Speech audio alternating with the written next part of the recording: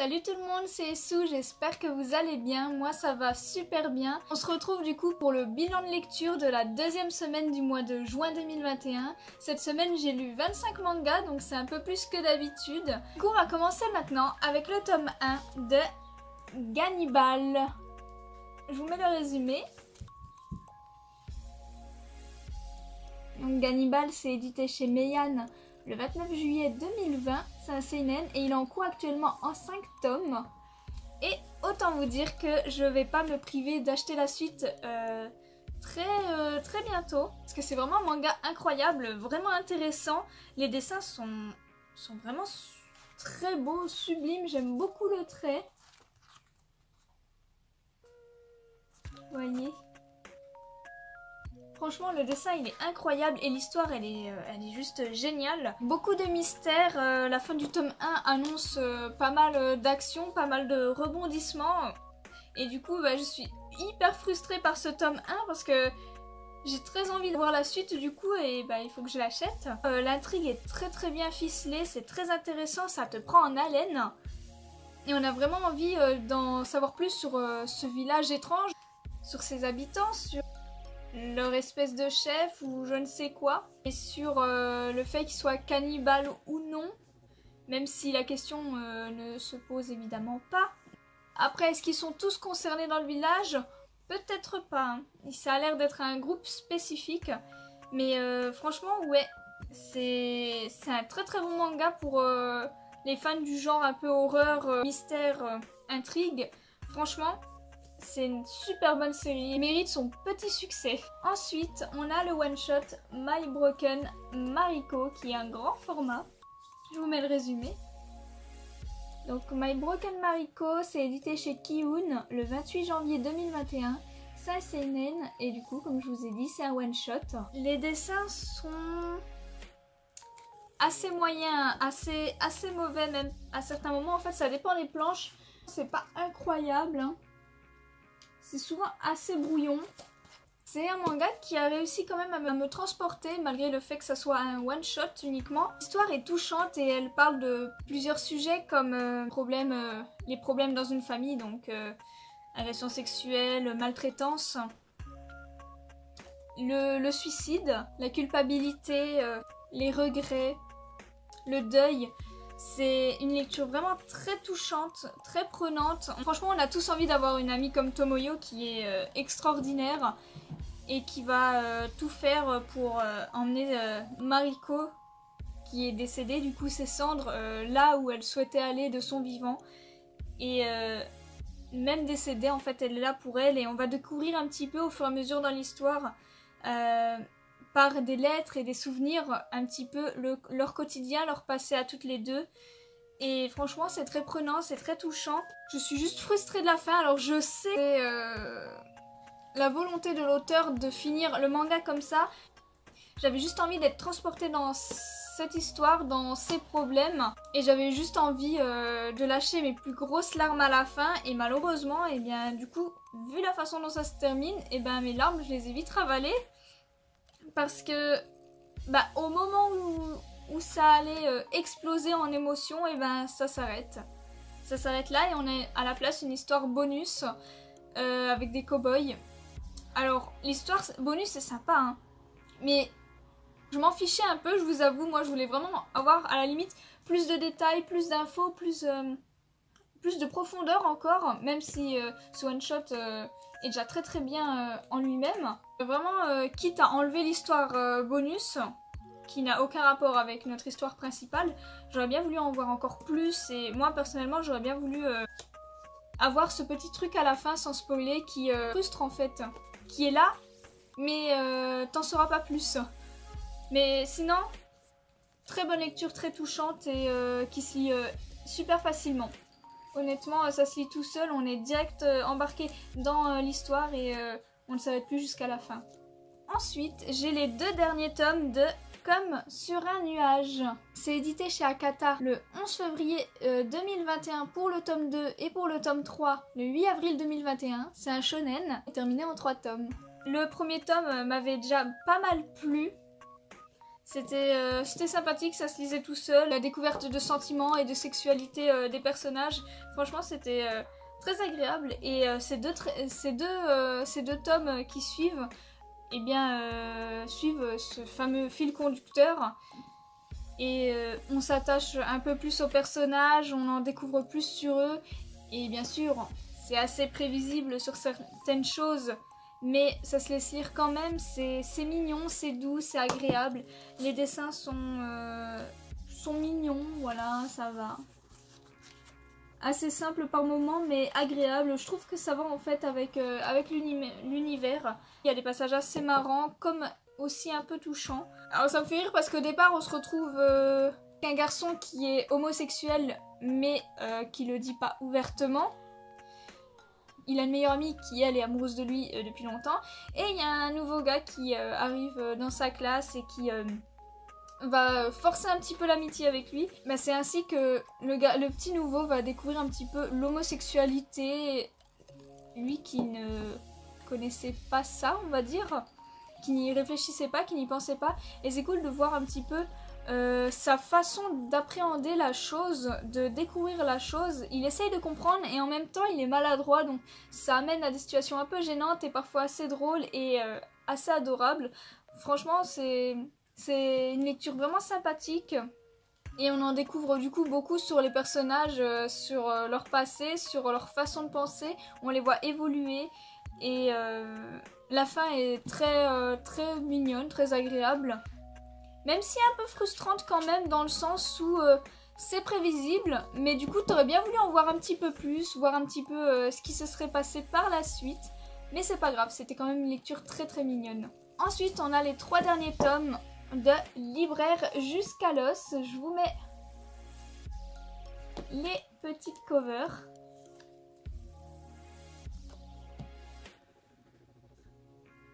Voilà. Alors Libraire jusqu'à l'os, je vous en avais déjà parlé, il me semble. Dans un bilan de lecture, j'avais lu que le tome 1. Du coup voilà, ça parle de ça, c'est toujours le même bébé résumé juste là sur tous les tomes. C'est édité chez Soleil le 3 juin 2020 pour le tome 2. Le tome 3 est sorti le 14 octobre 2020 et le tome 4 le 24 mars 2021, donc assez récemment. C'est un shonen et du coup, comme je viens de vous le dire, c'est terminé en 4 tomes, donc c'est une petite série sympathique sur le métier de libraire et un peu plus. Alors, le tome 1 était très sympathique et très ouvert à tous, je trouve, parce qu'il parlait un petit peu des situations en librairie face à certains clients, donc des étrangers, des fans de yaoi, des personnes âgées qui n'y connaissent pas grand chose mais qui cherchent à en offrir à leurs petits-enfants ou juste des parents. Vraiment, on avait énormément de situations avec plein de clients différents mais qui sont très réelles, c'est des situations réelles. En effet, ce manga est un petit peu une autobiographie de l'auteur parce qu'elle a réellement travaillé du coup dans une librairie et en fait elle nous raconte un petit peu ses péripéties à travers son manga avec ses collègues et c'est vraiment hilarant. Les dessins sont plutôt sympas. Alors les personnages sont très spéciaux hein, mais voilà, ils ont tous un nom spécifique. Ils n'ont pas de visage hein, mais les dessins sont cool, c'est hilarant, c'est super drôle. Mais après, les tomes 2, 3, 4 sont plus axés sur le métier de libraire et ses alentours. Donc les distributeurs et autres, les éditeurs, les commerciaux. Donc c'est un peu plus sérieux, un peu plus axé sur le métier et ses alentours. Et on se concentre beaucoup moins sur les clients. Alors on en revoit de temps en temps, mais beaucoup moins. Donc je sais pas si c'est une lecture qui peut plaire à tout le monde dans le sens où c'est quand même assez pointilleux à certains moments. Alors moi personnellement c'est des métiers qui me passionnent pas mal. Je me suis sentie à l'aise durant la lecture et j'ai trouvé ça même très intéressant parce qu'on apprend pas mal de choses. Mais pour les personnes qui s'en fichent un petit peu, ça peut ne pas les intéresser du coup. Parce que ça peut être parfois un peu pointilleux même si c'est toujours tourné dans l'humour. C'est vrai qu'on voit plus trop de situations avec les clients et peut-être que c'est ce qui vous intéresserait peut-être un peu plus. Avec le tome 4 du coup on tourne même sur son métier de mangaka. Du coup on change un petit peu de registre à la voir voyager, c'est vraiment autobiographique comme je vous dis. À partir du tome 4 elle a quitté en fait la librairie où elle travaillait pour se concentrer totalement sur son métier de mangaka, et du coup on va découvrir un petit peu comment ça se passe pour elle de ce côté-là. Moi personnellement j'ai passé un très bon moment, c'était drôle et j'ai réussi à m'identifier au personnage, à certaines situations. Mais c'est aussi très intéressant et très instructif. Ensuite on a le tome 1 de Love Fragrance. Je vous mets le résumé. Love Fragrance c'est édité chez Kana le 5 février 2021. C'est un seinen et il est en cours actuellement en 2 tomes. Le tome 3 sort le 4 juin 2021 et le tome 4 le 17 septembre 2021.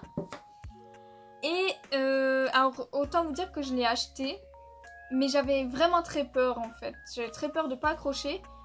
Mais en fait, ça va. J'ai plutôt bien accroché. Les dessins sont mignons, ça va, c'est plutôt joli. Et ça se laisse lire tout seul. Alors au départ c'est un petit peu glauque, un peu bizarre. J'avais un peu de mal avec le perso masculin. Parce que bon, même s'il a un nez fin, même si son métier, ça reste quand même super bizarre de renifler les gens, surtout quand tu les connais pas. En même temps, c'est mignon de voir que grâce à ça, notre héroïne va prendre un petit peu confiance en elle, elle qui transpire énormément d'habitude. Elle va prendre un petit peu confiance en elle et être un petit peu moins embarrassée sur ça.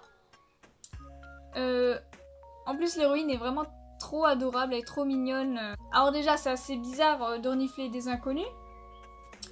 Mais ce que je trouve un petit peu dommage, c'est vraiment que ça va super vite dans ce manga. Ils se mettent ensemble super vite.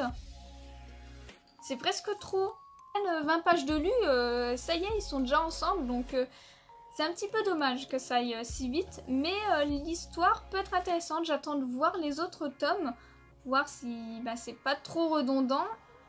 Mais c'est vrai que le fait qu'ils sortent ensemble aussi vite, c'est un peu étrange alors qu'ils se connaissaient pas du tout de base.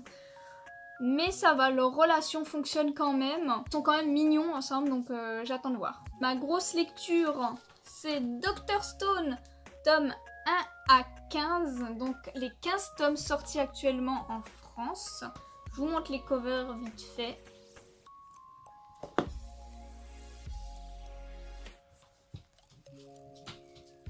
J'en ai mis du temps avant de me lancer sur ce manga, hein, mais ça y est, je l'ai lu et en plus je suis à jour. J'ai eu beaucoup de chance parce que presque tous les tomes, je les ai achetés d'occasion. Je crois qu'il n'y a que le tome 15 en fait que j'ai acheté en neuf. Donc voilà, j'ai eu beaucoup de chance. Et c'est aussi pour ça que j'ai commencé la série, parce qu'elle était intégralement en occasion. Sinon je sais pas si je l'aurais commencé de sitôt. Parce que elle a quand même fait pas mal parler d'elle, et comme vous le savez, j'ai un peu peur des séries qui font trop parler d'elle. Mais finalement ça y est, c'était à son tour d'être lu et je ne suis absolument pas déçue. Hop, et le tome 15. Voilà, je vous mets le résumé. C'est édité chez Glénat le 4 avril 2018, c'est un shonen. Et il est en cours actuellement en 15 tomes. Le tome 16 sort le 7 juillet et le tome 17 le 1er septembre 2021. Donc autant vous dire que Dr Stone, j'ai tout de suite accroché. Alors déjà, les dessins sont magnifiques, hein. C'est du Boichi, hein. Les dessins sont très beaux.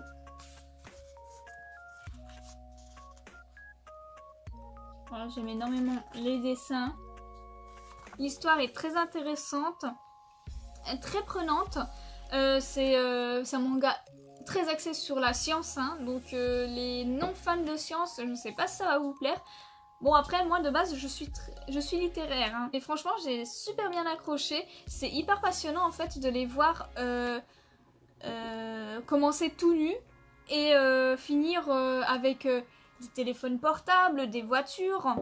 Alors après, c'est en version âge de pierre, hein, quand même, c'est pas les voitures de maintenant, ça va pas être une Formule 1, ça va pas être un téléphone portable iPhone 12, non. C'est des produits quand même assez dépassés, mais tout de même, vu comment ils ont commencé, je trouve ça incroyable. Et il y a aussi tout ce mystère autour de cette pétrification. On comprend pas trop. Franchement, c'est hyper cool, c'est très intéressant de voir un petit peu comment nos héros vont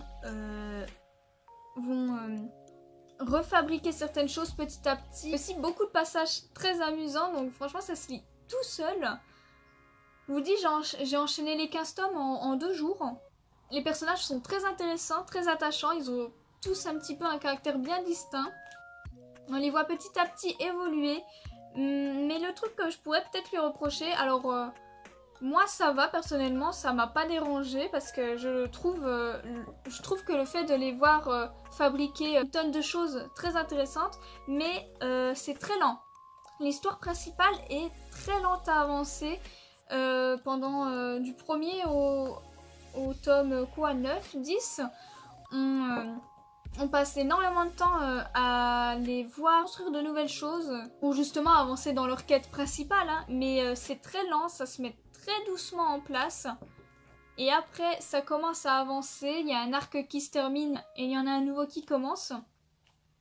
Mais ouais, le manga est très lent à avancer dans l'histoire, ça reste tout de même passionnant parce que c'est vraiment intéressant de voir l'homme évoluer et construire ce qu'il a perdu. Même si, bon sang, ils sont tellement forts, tous, limite ils communiquent par télépathie, tellement ils se comprennent, tellement ils sont vraiment comme une grande famille. Et c'est presque trop facile à certains moments, franchement, ils ont besoin d'un truc, ils le font en 2 secondes, ils ont besoin d'un truc, ils le font en 2 secondes. Bon après j'abuse, il y a beaucoup de grosses ellipses dans le manga aussi, sinon ça serait vraiment trop, je pense, pour nous lecteurs. Le tome 15 m'a vraiment laissé sur ma faim, j'ai très envie d'acheter la suite et j'ai hâte parce que le prochain tome sort très bientôt, il sort le mois prochain. Et j'ai hâte d'avancer un peu plus dans l'histoire, même si ça reste très lent. Peut-être après que, vu que j'ai enchaîné les 15 tomes, le fait que l'histoire avance lentement ne m'a pas dérangé. Mais peut-être que maintenant que je suis à jour, ça va être un petit peu plus problématique. Après, voilà, c'est question de frustration ou non. Mais on verra. En tout cas, pour l'instant, j'aime beaucoup cette série et la lenteur qu'on pourrait lui reprocher ne me dérange pas. Et pour finir ce bilan de lecture de la semaine, je vous présente Carol and Tuesday, le tome 1 et 2. Je vous mets le résumé. Donc Carol and Tuesday, c'est édité chez Nobinobi le 17 février 2021. Le tome 2 est sorti le 7 avril 2021, c'est un shonen et il est en cours actuellement. Le tome 3 sort le 7 juillet, donc le mois prochain également. Alors je tiens juste à vous dire, voilà, il y a la série animée sur Netflix, mais je ne l'ai pas vue, je veux la regarder. Et quand le manga a été annoncé, je me suis dit que j'allais l'acheter. Parce que bah, ça me tentait pas mal. Les dessins sont vraiment jolis, j'aime beaucoup. En plus cette planche, elle transmet beaucoup d'émotions, je trouve. Franchement, c'est de très jolis dessins. Et l'histoire est pour l'instant très plaisante. Même si ça va un petit peu vite. J'ai découvert du coup dans le tome 2 le personnage d'Angela et autant vous dire que pour l'instant je l'aime pas du tout, mais il faut bien qu'on ait un personnage insupportable, hein. Mais notre duo il marche super bien, c'est un petit peu un coup de foudre amical, j'ai l'impression. Après j'ai pas vu la série animée donc je sais pas si ça va finir en relation amoureuse ou juste amicale. En tout cas leur duo fonctionne très très bien, même si ça peut faire un petit peu cliché, la fille qui a de l'argent et l'autre non, mais la fille riche qui fugue et qui se retrouve avec la fille avec moins d'argent. Mais là ça va, franchement c'est pas abusé, c'est pas exagéré, ça se lit tout seul. L'univers que j'aime beaucoup, la musique.